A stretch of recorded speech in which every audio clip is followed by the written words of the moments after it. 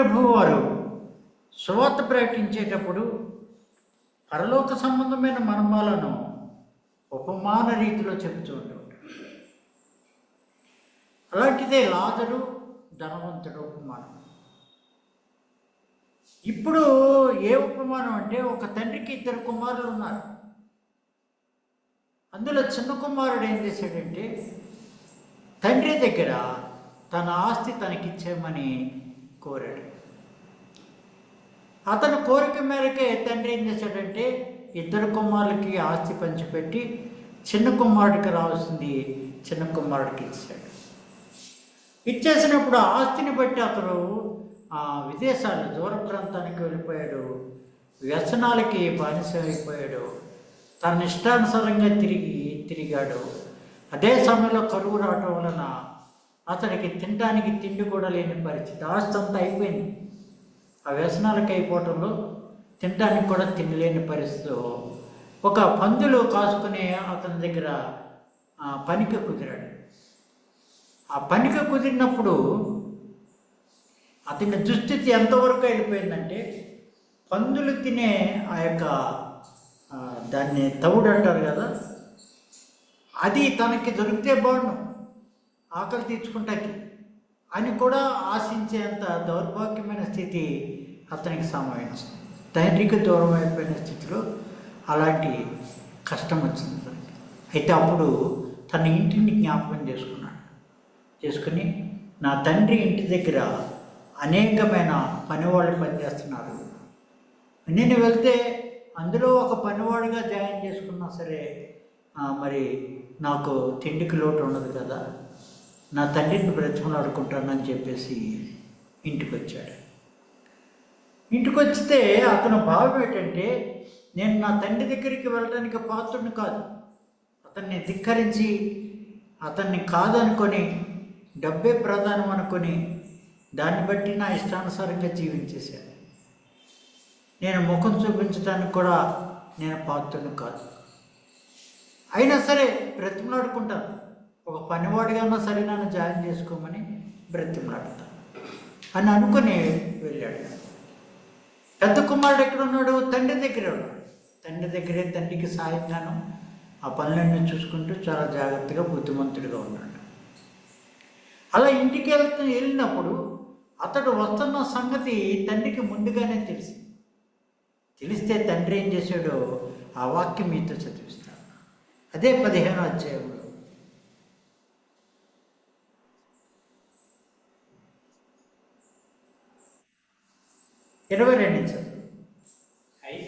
అయితే తండ్రి తన దాసులను చూసి ప్రశస్త వస్త్రము త్వరగా తెచ్చి వీనికి కట్టి వీని చేతికి ఉంగరము పెట్టి పాదములకు చెప్పులు తొడిగించుడి. కొవ్విన పశువును తెచ్చి వధించడి. మనము తిని సంతోషపడదు. ఈ నా కుమారుడు చనిపోయి మరలా బ్రతికాను, తప్పిపోయి దొరికినని చెప్పాను. అంతట వారు సంతోషపడసాగిరి. కానీ ఆశ్చర్యం ఏంటంటే, మరి తండ్రి ప్రేమ గొప్పది. తప్పిపోయిన ఆ బిడ్డ గురించే ఇంటికి వచ్చాడని సంతోషిస్తూ అతన్ని ఎంతో మర్యాదగా మంచి వస్త్రాలు ధరింపజేసి, చెప్పులు తొడిగించి, ఉంగరం ధరింపజేసి, విందు ఏర్పాటు చేసి అందరితో ఆనందిస్తున్నాడట. అంతవరకు బాగుంది. అలా ఆనందిస్తున్నప్పుడు పెద్ద కుమారుడు బయటకు పనికి వెళ్ళి వచ్చాడు. ఇంటి దగ్గర సందడేటా అని బయట నుంచి చూశాడు. అడిగితే నీ తమ్ముడు వచ్చాడు, తమ్ముడు వచ్చిన కారణంగా నీ తండ్రి ఇలా విందు చేస్తున్నాడని చెప్పాడు. అప్పుడు పెద్ద కుమారుడు అభ్యంతరపడ్డాడు, లోపల రావడానికి ఇష్టపడలేదు. తండ్రి వచ్చి, ఏం బాబు బయట ఉండిపోయావు, లోపలికి రా అంటే అతనికి ఉన్న సందేహాన్ని చెప్పాడు. ఏమిటంటే, నేను నీతోనే ఉన్నాను, ఎంతో మంచిగా ప్రవర్తిస్తున్నాను, ఎప్పుడైనా నాకు కానీ నా స్నేహితులకు కానీ ఇలా విందు చేసావా? విందు చేయలేదు కదా. వాడు ఇష్టానుసారంగా జీవించి వ్యసనాలకు పాలైపోయి ఆస్తిని నష్టం చేసి ఇంత తప్పుగా ప్రవర్తిస్తే వాడిని నువ్వు ఎలాగా ప్రేమించావు? ఎలాగా ఆ విందులు అయి చేశావు అని చెప్పేసి అడిగాడు. అడిగినప్పుడు ఆ తండ్రి అక్కడ అదే సమాధానం ఇచ్చాడు. నాయన, నువ్వెప్పుడు నాతో ఉన్నావు, నీకు ఏ లోటు లేదు, ప్రత్యేకించి నీకు విందు చేయవలసిన అవసరం లేదు. ఎందుకంటే ఇవన్నీ నీయే కదా. కానీ ఈ నా కుమారుడు చనిపోయి తిరిగి బ్రతికాడు, తప్పిపోయి మళ్ళా దొరికాడు, ఆ ఆనందం అన్నాడు. అంటంలో మనకేమర్థమైంది? ఇద్దరు వ్యక్తులు ఇక్కడ, ఒకటి పెద్ద కుమారుడు, రెండు చిన్న కుమారుడు. పెద్ద కుమారుడు జీవితాన్ని పరిశీలిస్తే అతడు భయభక్తులతో జీవిస్తున్నాడు, తండ్రి దగ్గర మర్యాదగా ప్రవర్తిస్తున్నాడు, ఈ సమాజ దృష్టిలో అతడు మంచివాడిగా ఉన్నాడు, మరి మంచిగా ప్రవర్తనతో జీవిస్తున్నాడు. చిన్న కుమారుడు చూస్తే అలా లేడు, బాధ్యత రాహిత్యంగా వ్యసనాలకు లోనైపోయి ఆస్తినంతా పాడు చేసి దౌర్భాగ్యుడైపోయాడు.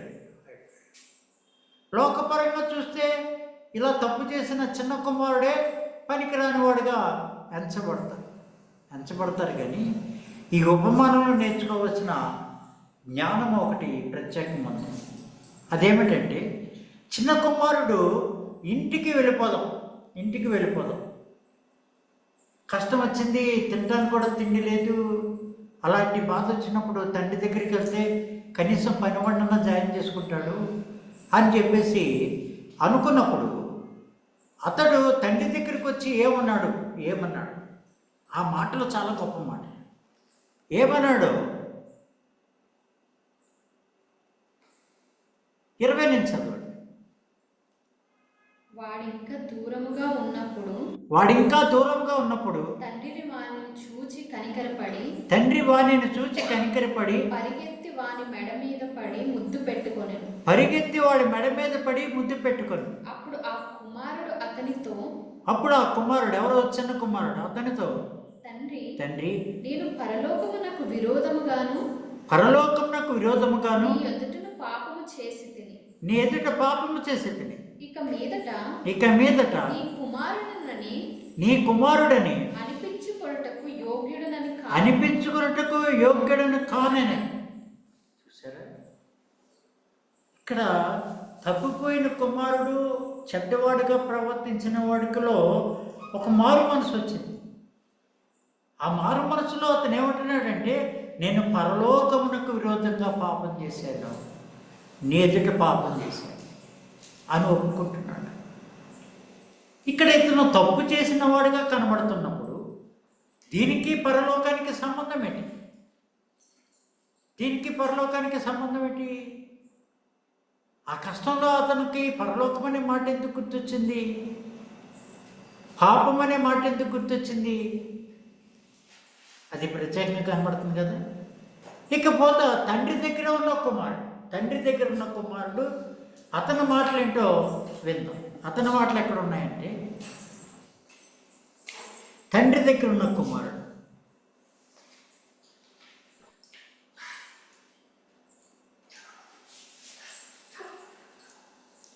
29వ వచనం.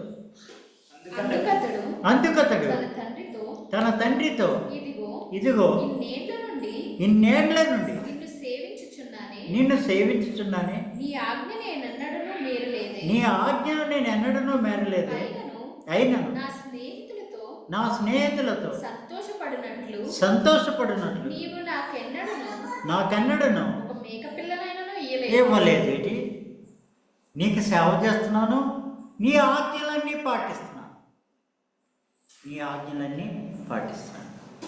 పెద్ద కుమారుడు దగ్గర ఉన్న భయభక్తులేంటి? నేను ఆజ్ఞలన్నీ పాటిస్తున్నాను. చిన్న కుమారుడు దగ్గర ఉన్న మార్పు ఏంటి? నేను పాపిని, అర్హుడిని కాదు. ఇప్పుడు నన్ను తండ్రి దయ చూపితే బాగుపడతాను. దయ, ఆయన కృప, తండ్రి కృప ఉంటే బాగుపడతానని ఈ కుమారుడిలో మార్పు. ఇద్దరు వ్యక్తుల్ని పోల్చుకున్నప్పుడు 2 రకాల మనస్తత్వాలు ఇక్కడ బయటపడుతున్నాయి. లోకపరంగా చూస్తే చిన్న కుమారుడు పనికి మాలినవాడిగా కనపడతాడు, తప్పులు చేసిన వాడిగా కనపడతాడు. పెద్ద కుమారుడు బాధ్యత కలిగిన వాడుగా, భయభక్తులు కాని వాడుగా కనిపిస్తున్నాడు. కనిపిస్తే ఇక్కడ చిన్న కుమారుడు ఆ కష్టాల్లో, ఆ కష్టకాలంలో ఆకలి కూడా తీరని, ఆహారం లేని, అన్ని దౌర్భాగ్యమైన పరిస్థితి వచ్చేసరికి అతను హృదయంలో వచ్చిన మారు మనసు ఏంటంటే, పాపిని నేను. పేతురు రాత్రంతా కష్టపడ్డాను ప్రభా, ఒక్క చేప కూడా పడలేదు అంటున్నాడు యేసుప్రభుతో. యేసుప్రభు అంటాడు, నీ ధోరణి లోపల నడిపించు. రాత్రిపూట వెళ్తారు, తెల్లవారుజామున వెళ్తారు. వేటకి వెళ్ళాడు, ఏం దొరకలేదు, వచ్చేసి అక్కడ కూర్చుని వలలు బాగు చేసుకుంటున్నాడు. అక్కడికే ప్రభు వచ్చాడు, జన సమూహంతో మాట్లాడాడు. వాళ్ళందరూ వెళ్ళిపోయిన తర్వాత పేతుర్ని ఆ సమయం కాని సమయం పడవ నడిపించు అన్నాడు. నడిపించు అంటే అక్కడికి పేతురు ఇది సమయం కాదని తెలిసే రాత్రి అంతా కష్టపడ్డాను, ఒక చేప కూడా దొరకలేదు అన్నాడు. కానీ ఆయన మాట చెప్పనించదంటే అప్పటి వరకు ఆయన చెప్పిన మాటలు, ఆ జన సమూహంతో గడిపిన విధానం చూసి ఇతను ఎవరో మహానుభావుడు అనుకునే ఒక భయం కలిగి అతని మాటకి విలువించి ఆ ధోనిను ఆ సముద్రంలో లోపలికి నడిపించాడు. అందులో ఎవరున్నారు? యేసుప్రభు ఉన్నాడు, ఆ పేతురు. ఒక చోటుకు వచ్చిన తర్వాత యేసుప్రభు అన్నాడంటే, ఇక్కడ వలై అన్నాడు. అలా వెళ్ళవలసిన వెంటనే విస్తారమైన చేపలు పడ్డాయి.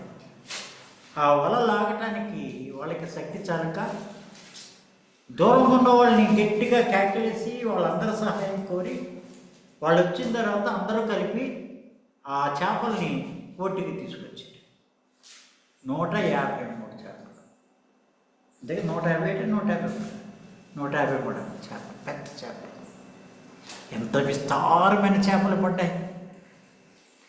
జరిగిన అద్భుతాన్ని చూసి పేతురు ఏమన్నారంటే, నువ్వు గొప్ప వ్యక్తి నాకు తెలుసు, అబ్బా ఎంత అదృష్టం ఈరోజు, నువ్వు నా జీవితంలో కడిగెట్టావు, విస్తారంగా సంపాదించుకున్నాను అని అనకుండా యేసుప్రభు వైపు తిరిగి పేతురు ఏమన్నాడో తెలుసా? ప్రభువా, నేను పాపిని, నన్ను విడిచిపెట్టి వెళ్ళిపో అన్నాడు. దేవునికి స్తోత్రం. ఒక అద్భుతం జరిగేసరికి తనకు అవకాశం లేని ఒక చేప కూడా పడని ఒక కష్టకాలంలో యేసుప్రభు మూలంగా ఒక అద్భుతం జరిగేసరికి యేసుప్రభు దగ్గర అతనికి వచ్చిన మారు మనసు ఏంటి? యేసుప్రభు దగ్గర ఉన్నందుకు అతనికి వచ్చిన మారు మనసు ఏంటంటే, నేను పాపిని ప్రభు. అంటే నువ్వు గ్రహించవలసింది నీ జీవితం ఫలించకపోవటానికి కారణం ఏంటంటే పాపం.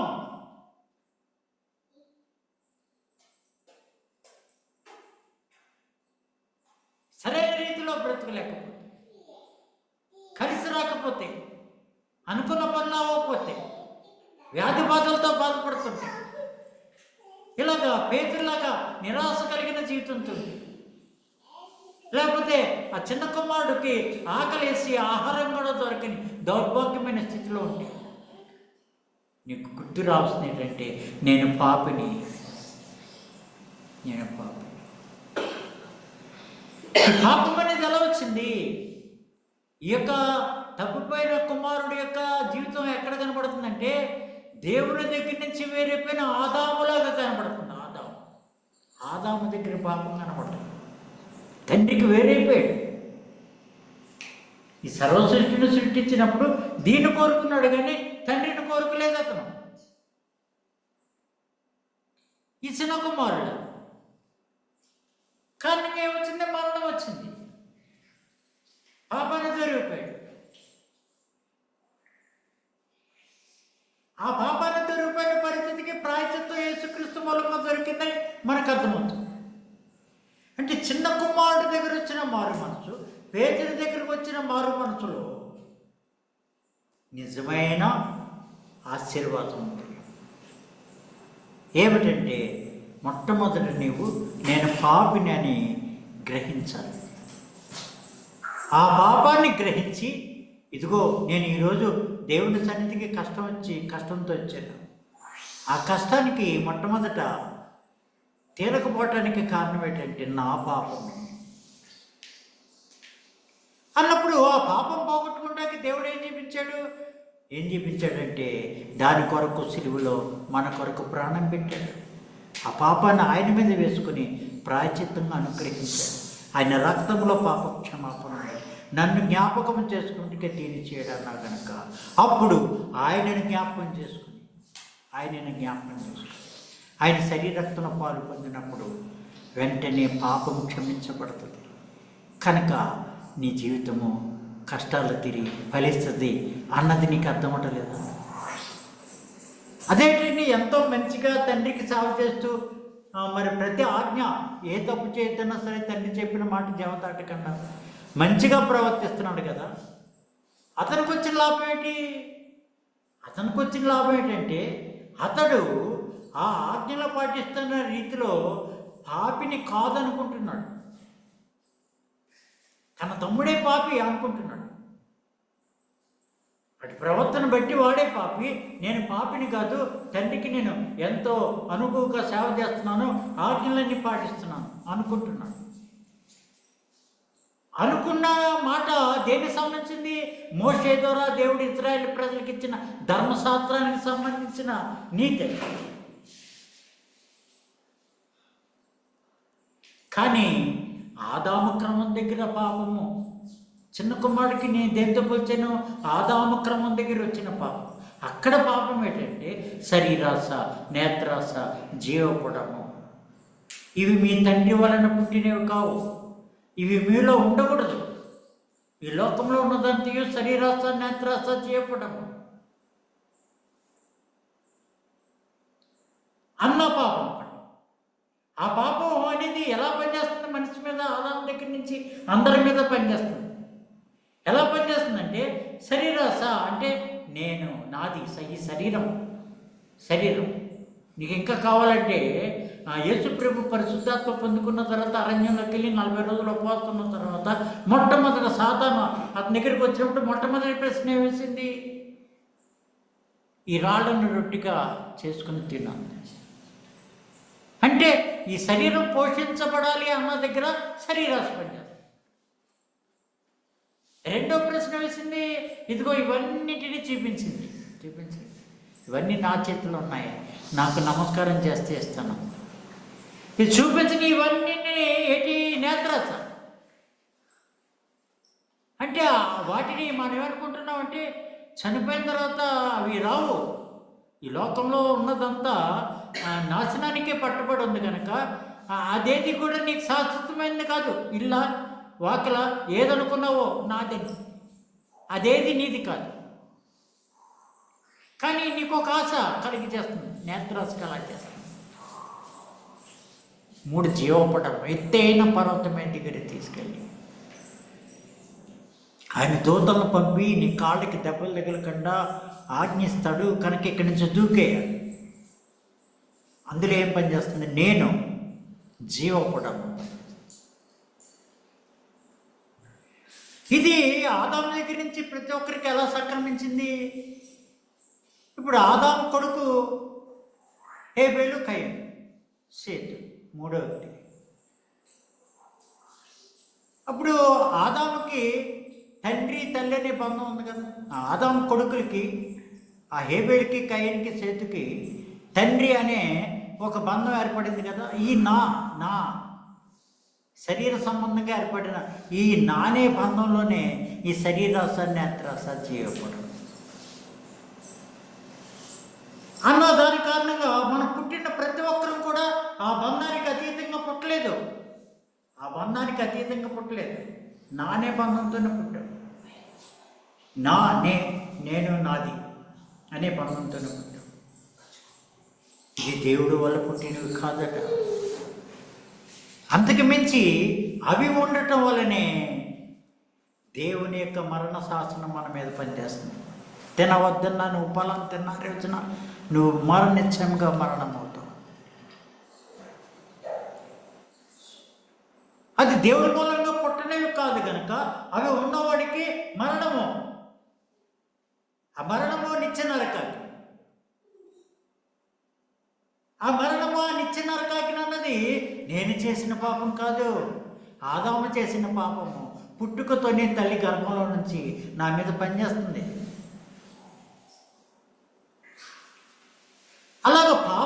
ఉండి పాపంలో ఉన్న నేను నీ ఆజ్ఞలన్నీ నేను పాటిస్తున్నాను, నీకు సేవ చేస్తున్నాను అని తన నీతిని బట్టి ఆ పాపాన్ని పాపరహితుడిగా మారిపోగలడు.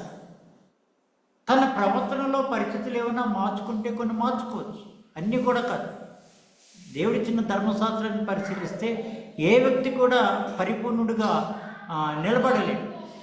దాని గురించి మాట్లాడాలంటే వేరే సందర్భం. అయినప్పటికీ ఎందుకంటే ధర్మశాస్త్రం ఏం చెప్తుందంటే ఆజ్ఞలన్నీ పాటించి ఒక ఆజ్ఞ తప్పితే మిగిలిన ఆజ్ఞలను బట్టి అపరాధివే ఉంది, కానీ ఒక ఆజ్ఞే కదా అనేవి క్షమాపణ చూపించారు. అక్కడ క్షమాపణ లేదు అసలు.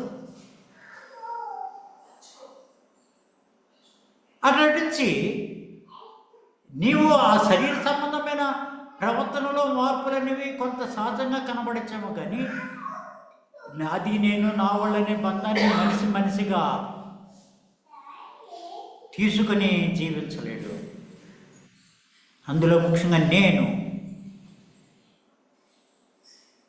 అటువంటిప్పుడు ఈ యొక్క పెద్ద కుమారుడికి ఏం తెలియలేదంటే తన పాపంలోనే ఉన్నానన్న భావం తెలియక తన ప్రవర్తన బట్టి నీతిమంతుడిని ఎంచుకోవటం కారణంగా పాపాన్ని గుర్తించలేకపోయాడు. నేను పాపిని అని అనుకోకపోవటం వలన తన సహోదరుని పాపిగా ఎంచుతున్నాడు. మొదటి యోహాను రాసిన పత్రిక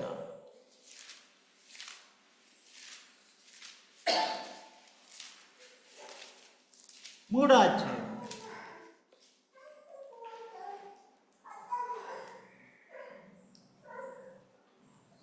13 నుంచి చదువుకోండి. సహోదరులారా లోకము మిమ్మల్ని ద్వేషించిన ఎడల ఆశ్చర్యపడకుడి. మనము సహోదరులను ప్రేమించుచున్నాము గనుక మరణములో నుండి జీవములోనికి దాటి ఉన్నామని ఎరుగుదము. ప్రేమ లేనివాడు మరణమందు నిలిచినాడు. తన సహోదరుని ద్వేషించేవాడు నరహంతకుడు. ఏ నరహంతకుని ఎందును నిత్య జీవం ఉండదని వేరు. ఇప్పుడు పెద్ద కుమారుడు చిన్న కుమారుడు ప్రేమించాడా? ప్రేమించకపోతే ఎంత ప్రమాదం ఇక్కడ చూసావు. ఎంచేది ప్రేమించలేదు? తన నీతి మీద ఆధారపడ కనుక ప్రేమించలేదు. ఆ ప్రేమించిన పరిస్థితికి కూడా సహోదరుని ప్రేమించున్నాము కనుక మరణంలో నుండి జీవం. అంటే సహోదరుని ఎలా ప్రేమించాలి? మన సహోదరుని ఎలా ప్రేమించాలంటే నేను పాపిగా ఉండగా నా పాపానికి దేవుడు యేసుక్రీస్తు మూలంగా పాపక్షమాపణ కలిగి, అలాగే నా సహోదరుడు పాపిగా కనబడితే అతనికి కూడా యేసు రక్తం వలన పాపక్షమాపణ ఉందని చెప్పాలి. అంతకు మించి ఆ పాపంలో ఉండడానికి కారణం అతను కాదు, అతను పుట్టుక పాపమే అతని పాపంలో ఉంచుతుంది కనుక ఆ పాపాన్ని అతని మీద వేయకుండా అతన్ని క్షమించాలి. అలాగ సహోదరుని ప్రేమిస్తే మరణములో నుంచి నువ్వు జీవంలోనికి దాటినట్ట. చనిపోయిన తర్వాత నరకమనే పరిస్థితి నుంచి నువ్వు తప్పించుకున్నట్టు. రెండో మాట చూడండి,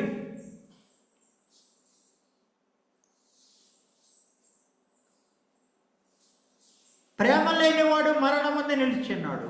తన సహోదరుని ద్వేషించేవాడు నరహంతకుడు. ఏ నరహంతకుడు యందు నిత్య జీవము. ఇది ఎక్కడ జరుగుతుందంటే ప్రభు పనులలో పాల్గొనే ప్రార్థన దగ్గర జరుగుతుంది క్రైస్తవ లోకం. అక్కడ ఏమంటున్నారంటే నువ్వు యోగ్యుడు అయితే, పుట్టుక పాపమే అన్న మాటకి జ్ఞాపకం ఆలోచన లేదు కనుక ప్రవర్తన బట్టి యోగ్యుడు అయితేనే పాలు పొందుకో అని ఆ కొరింథీయుల పత్రికలోని ఆ వాక్యాన్ని 11:27 బట్టి అయోగ్యంగా పాల్గొంటే చనిపోతారు అని హెచ్చరిక చేసేస్తున్నారు. ఈ విన్న వాక్యాన్ని బట్టి ఇప్పుడు ఆ హెచ్చరిక చేయండి.